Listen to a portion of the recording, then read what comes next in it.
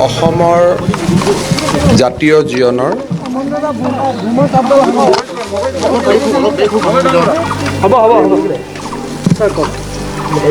আমাৰ জাতীয় জীৱনৰ এগৰাকী অভিভাৱকক আজি আমি হেৰুৱালোঁ। অসমৰ বৌদ্ধিক আকাশখনলৈ, অসমৰ বৌদ্ধিক জগতখনলৈ হিমালয় সদৃশ বৰঙণি আগবঢ়াই হোমেন বৰগোহাঁই ডাঙৰীয়াই আমাৰ জাতিৰ জীৱনত এখন কাৰো সৈতে তুলনা কৰিব নোৱাৰা এখন আসন তেখেতে দখল কৰি লৈছিল। মানুহৰ হৃদয়ত তেখেতে স্থান লৈছিলে। অন্যায়ৰ বিৰুদ্ধে প্ৰতিবাদ, দুখীয়া দৰিদ্ৰ আৰ্তজনৰ জীৱনৰ লগত নিজকে খাপ খুৱাই তেওঁলোকৰ জীৱনৰ কাহিনী সমাজ জীৱনৰ আগত দাঙি ধৰা, হালধীয়া চৰাই বাওধান খাইৰ পৰা আৰম্ভ কৰি দুখীয়া আৰু দৰিদ্ৰজনৰ সৈতে নিজক একাকাৰ কৰি তেওঁলোকৰ হৈ কথা কোৱা এনে এগৰাকী মহীৰূহক হেৰুৱাই আজি আমাৰ জাতিটো শোকত ম্ৰিয়মান হৈ পৰিছে। মই অসমৰ সকলো ৰাইজৰ হৈ আৰু আমাৰ চৰকাৰখনৰ হৈ হোমেন বৰগোহাঁই ডাঙৰীয়াৰ মৃত্যুত, তেখেতৰ পৰলোক প্ৰাপ্তিত আমি সকলোৱে গভীৰ শোক প্ৰকাশ কৰিছোঁ। তেখেতে এৰি থৈ যোৱা স্থান আমি কেতিয়াও পূৰণ কৰিব নোৱাৰোঁ, কিন্তু তেখেতে দেখুৱাই যোৱা আদৰ্শেৰে অন্তত কিছু দূৰ খোজ কঢ়াৰ আমি চেষ্টা কৰিব পাৰোঁ। হোমেন বৰগোহাঁই ডাঙৰীয়াৰ পাৰ্থিৱ শৰীৰ আজি আমাৰ মাজৰ পৰা আঁতৰি গ'লেও তেখেতৰ লিখা, তেখেতৰ কথা আৰু তেখেতৰ আদৰ্শ আমাৰ মাজত জীয়াই থাকিব। আৰম্ভণিতে আহোঁতে আপোনাৰ ৰাজনৈতিক জীৱনৰ ভৱিষ্যত দেখিছিল তেওঁ, আৰু একমাত্ৰ অসমৰ থিংকিং পলিটিচিয়ান বুলি আপোনাক অভিহিত কৰিছিল। তেখেতৰ লগত মোৰ এক বহুদিনীয়া ব্যক্তিগত সম্পৰ্ক আছিলে। অসমবাণীৰ সম্পাদক থকা সময়ত তেখেতৰ কোঠাত গৈ বহা, কেতিয়াবা ৰাতিপুৱা তেখেতৰ ঘৰলৈ গৈ তেখেতৰ লগত কথা বতৰা পতা, আৰু এক প্ৰকাৰ ক'ব গ'লে মোৰ শৈশৱৰ পৰা কামৰূপ একাডেমীত পঢ়ি থকাৰ পৰা অসমৰ মন্ত্ৰী হোৱালৈকে মোৰ এই গোটেই ৰাজনৈতিক পৰিক্ৰমাটো বৰগোহাঁই ছাৰৰ চকুৰ সন্মুখত হৈছিলে। কেতিয়াবা মোক তীক্ষ্ণভাৱে সন্মুখত বহুৱাই লৈ তেওঁ সমালোচনা কৰিছিল, আৰু যেতিয়া কেতিয়াবা পথচ্যুত হোৱাৰ তেওঁ আগজাননী পাইছিল, তেখেতে মাতি আনি মোক কেনেকৈ আগবাঢ়ি যাব লাগে তাৰ বিষয়ে তেখেতে সুপৰামৰ্শ মোৰ আগত দাঙি ধৰিছিল। মোৰ প্ৰত্যেকখন কিতাপেই তেখেতে প্ৰতিটো শব্দ, প্ৰতিটো পৃষ্ঠা পঢ়িছিল, আৰু তেখেতে যি অনুভৱ কৰিছিল তাক লিখিছিল।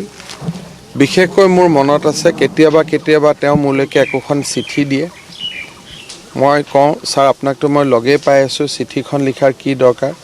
বোলে নহয়, চিঠিখনৰ কথাকেইটাই তোমাৰ মনত দীঘলীয়াকৈ মনত সাঁচ পেলাব। কথাখিনি হয়তো উঠি যোৱাৰ পিছতে পাহৰি যাবা, কিন্তু চিঠিখন তোমাৰ মনত এই কথাখিনি স্থায়ীভাৱে সাঁচ পেলাব। তেখেতে মোক অদ্ভুত মৰম কৰিছিল, কিন্তু বহুতো কথা বতৰাক বা তেওঁ যদি কোনোবা কথাৰ লগত একমত নহয় তাক কঠোৰভাৱে সমালোচনাও কৰিছিল। ব্যক্তিগতভাৱে এজন সঁচা অৰ্থত আমি পিতৃপুৰুষ হেৰুৱালোঁ, এজন পুৰোধা ব্যক্তিক হেৰুৱালোঁ, কিন্তু ব্যক্তিগত জীৱনতকৈও অসমে এগৰাকী উজ্জ্বল জ্যোতিষ্ক হেৰুৱালে। সাংবাদিকতাৰ পৰা সাহিত্যলৈ, আৰু ইমান স্পষ্টবাদিতা, যি স্পষ্টবাদিতাত ক'তো অলপো কৃত্ৰিমতা নাই, ক'ত মনত যি ধৰণে ভাবিছোঁ অত্যন্ত স্পষ্টবাদিতাৰে কথা কোৱা, কেতিয়াবা সোঁতৰ বিপৰীতে গৈ, কেতিয়াবা নিজেই সোঁত সৃষ্টি কৰি হোমেন বৰগোহাঁই ডাঙৰীয়াই এক আমাৰ জাতীয় জীৱনত এখন অদ্ভুত আসন তেখেতে দখল কৰিছিল। ঢকুৱাখানাৰ মানুহৰ জীৱনৰ পৰা চিকিৎসা মহাবিদ্যালয়ৰ চিকিৎসা লৈ থকা আৰ্তজনৰ পৰা কৰোণা ধাৰালৈকে তেখেতে কোনো কথাই নাপাহৰিছিল। আৰু বেয়া পালে তোমাক মই বেয়া পাইছোঁ বুলি আৰম্ভ কৰাৰ সাহস তেওঁ ৰাখিছিল।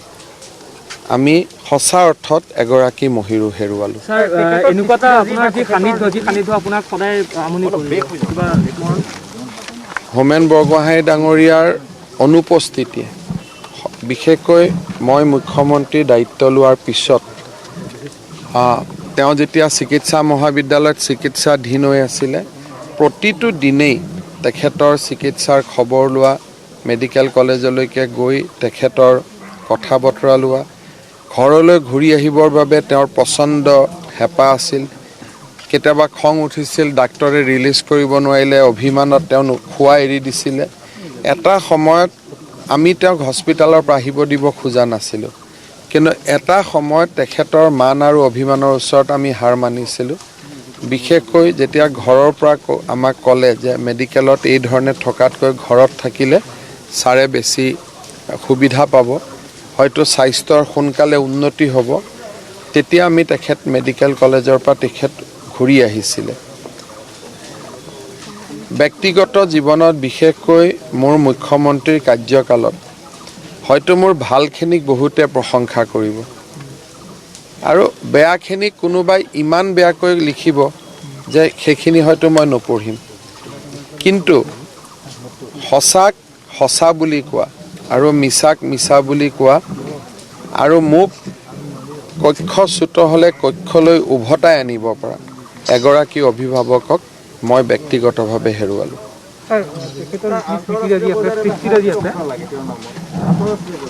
তেখেতৰ সৃষ্টিৰাজিক আৰু তেখেতৰ যিখিনি বৰঙণি আছে সেইখিনি নতুন প্ৰজন্মই পাই থকাৰ বাবে ৰাজ্য চৰকাৰে কিবা ব্যৱস্থা ল'ব লাগিব। শিক্ষামন্ত্ৰী ৰণোজ পেগু ডাঙৰীয়াই ইতিমধ্যে কেইটামান পৰিকল্পনা প্ৰস্তুত কৰিছে আৰু পৰিয়ালৰ লগতো আমি কথা বতৰা পাতিম।